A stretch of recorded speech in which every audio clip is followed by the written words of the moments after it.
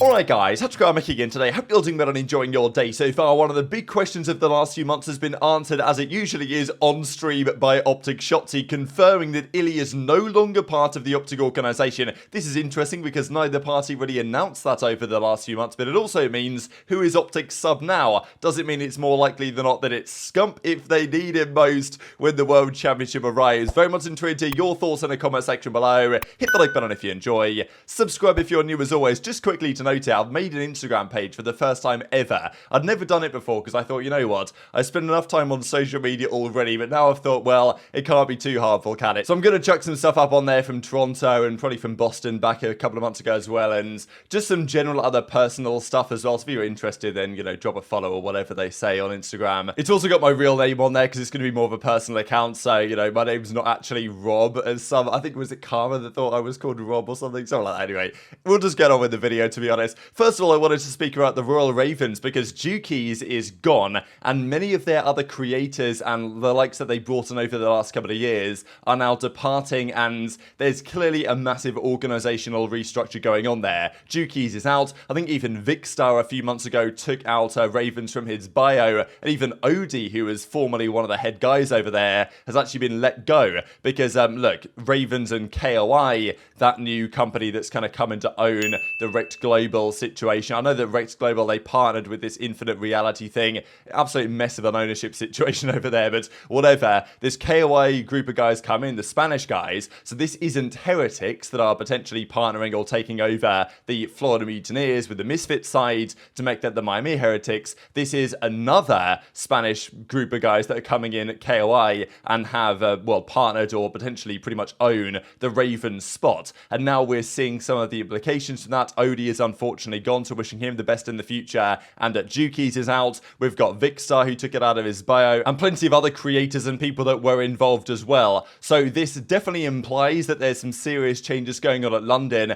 Are they going to be moving to Madrid? That has been one of the questions of the last year or so. Would the CDL allow or want that to happen? But fundamentally, if there's now a Spanish ownership group in charge, are they going to want to keep the London team? Like, why would they do that if they aren't forced to by the league? Because the league might say, well, we want a London team, and well, unless like some other London franchise buys Guerrillas and moves it to London and then we get a Madrid team, I don't mind that, but I still want to have a UK team. So definitely some big questions to answer there over the coming months. There was also this from Call of Duty with Season 4, they're getting rid of like any of the mention of Modern Warfare 2, and also this is a brand new Call of Duty logo. I don't like it as much as the other one. I don't know why they would even change it, but you guys can tell that this is not the same like logo that we used to have, but whatever. They're adding new maps into the game as well, but there aren't many of them, and honestly it's like, what are they playing at, right? This comes out one day before the World Championship begins, and at this stage of the season there's still no OG Modern Warfare 2 maps really in this game, is there? I mean, there's a couple of locations in like a campaign or whatever that are like based on that situation, but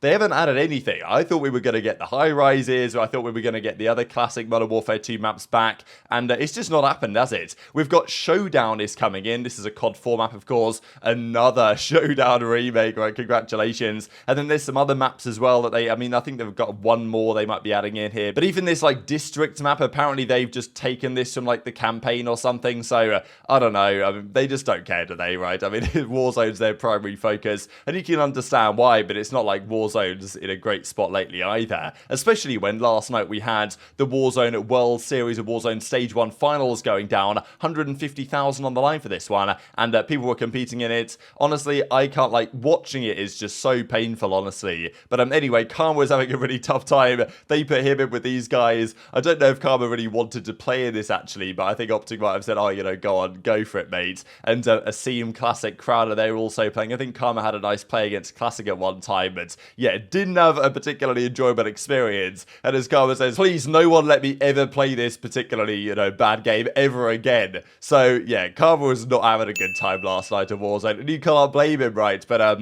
yeah, I'm just not a massive fan of that whole ecosystem, to be honest. It's gonna continue. They're gonna keep on grinding. In the end, it was Rated and Aiden and Hate Adrian that kind of got the #1 spot last night with the most, well, the most total score anyway, however they do the calculation. So just from like an esports perspective, Warzone or Battle Royales just don't really work, and I just do wonder what's going to happen in London for like the World Series of Warzone finals, what that even is going to look like, when exactly it's going to be if that is indeed going to get confirmed, and what that even, like, how do you watch a Warzone event in person anyway? It's going to be super strange. But anyway, that's what's going down as well, the World Series of Warzone stuff. I will just mention before we talk about the iLLeY thing, aBeZy waded in on the discussion over the state of esports, the YouTube, CDL deal, this type of stuff. And as he says the following: want to fix esports, stop hiring the same people that don't play video games or even like them, don't care about the space, make enormous amounts of cash, spend money like idiots. And I think, to be honest, this is one of the parts, because look, fundamentally a lot of these CDL franchises and organizations, they are beholden to the fact that Activision wants the 25 million, or maybe less than 25 million now with the franchise fees getting waived, possibly all this type of stuff. But still, a lot of these organizations, not just in Call of Duty but elsewhere, are spending a lot of money, and some of that isn't necessarily their fault, because the salaries get inflated because all the organizations compete, and therefore you kind of have to pay the market rates. But there are a lot of organizations in esports wasting a lot of VC money, and eventually the chickens are going to come home to roost, right? And that's what he says here. Want to know why revenue is unsustainable? Because the costs are too high. See above as to why. You'd be shocked if you heard some of the people in the highest places in the gaming and esports industry talk in private. It's honestly like Agent Smith in the first Matrix. They despise the whole industry and only care about themselves. So I've never really seen Adam App here like so passionate and vocal about something like this. I guess when he was you know, an esports engine and working at Activision and MLG and stuff, he would never say something quite to this effect, but now he's off the leash, I suppose. So yeah, I thought I was, you know, Adam App always has some interesting takes on the state of esports, so when he says something like this, I think it's got to be worthy of a mention. Let's talk then about the OpTic Texas situation, exactly what their roster is going into the World Championship, because the iLLeY question mark has been such a massive one over the last few months. I think it was quite clear that he wasn't really part of the OpTic Texas team anymore, but whether he was actually officially signed still to the franchise, that was, well, we didn't know otherwise until now, even though Shotzzy says that he did tell us this before, but I'm not actually sure that he did, to be honest. I think this was a question that we had in the community. But anyway, starting roster for Texas going into the World Championship: Ghosty, Shotzzy, Dashy, Huke. We don't know who their sub is, and we'll come to that here in a second. There were some questions who it is. Ghosty, of course, came in for iLLeY in pretty controversial fashion. They came top 4 at Major 2, right?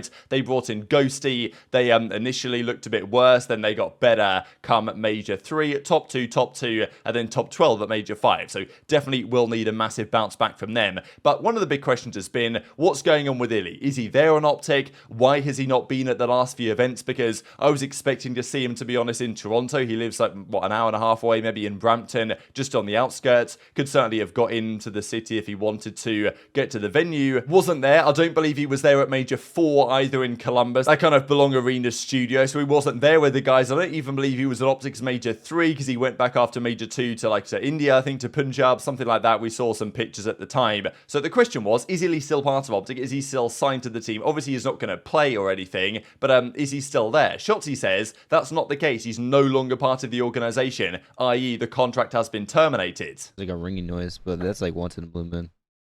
I hate when that happens, though. I don't know, that's what I'm trying to figure out. No idea.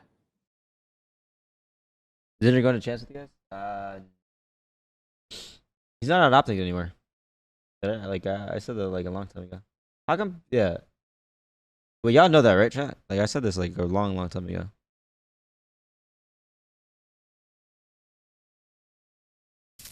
So Shotzzy was like, oh, I told you the guys this before, right? Like, please say that I told you it before, because, you know, I don't want to delete anything. But I'm pretty sure we didn't know about this, because it has been a big debate on, you know, Zuma's Watch Party and others, like, is iLLeY there? What's going on? Who is the official signed substitute for OpTic? Now, he took OpTic out of his bio a long time ago, right? There's no OpTic in here. He's not been any content or anything. His header is still OpTic branded, kind of, with their sponsors and stuff. But still, it kind of seems clear that iLLeY wasn't there anymore. But the reason why I wasn't sure this was the case is because they released Rambo, right? This was on the 3rd of May when Rambo was officially gone, and they did a tweet announcing that, you know, from bringing home a championship. Thanks, Rambo, for representing OpTic. Best of luck with what is next. And I thought when I saw this, well, okay, surely if iLLeY is gone, they will tweet a similar thing at a similar time, because both of those guys were part of the roster at the start of the season, were obviously a massively important part as well of them winning the championship they won at Major 1 back in 2022. Vanguard, their home event,